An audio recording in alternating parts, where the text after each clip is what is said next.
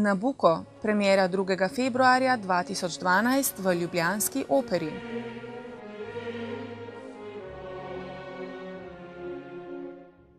Nabucco, tretja Verdijeva opera, v ospredje postavlja čustva bibličnih zgodb o suženjstvu judovskega ljudstva.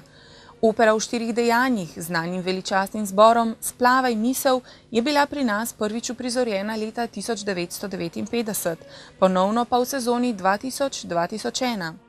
Velika zborovska freska italijanskega risorgimenta, kot jo je poimenoval njen dirigent, se letos ponovno predstavlja na ljubljanskem opernem odru v prenovljeni sodobni izvedbi.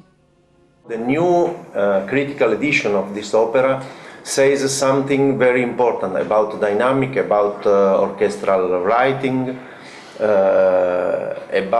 also about theater and staging, I think. Nabucco is not a static piece, because in 500 years since Monteverdi's or since Peri's Euridice until today, there is no static opera. I haven't found any. One of our goals and aims for this production to bring this psychological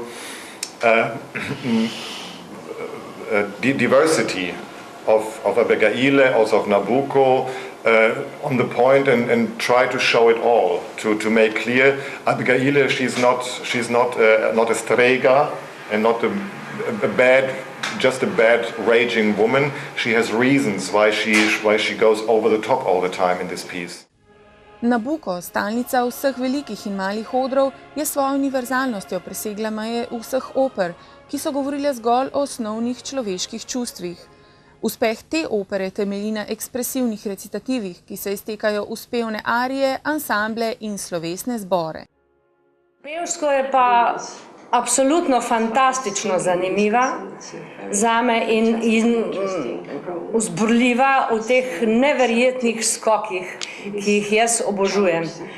Tako da se res veselim te možnosti, vseh teh kontrastov, ki jih Abigaila ponuja.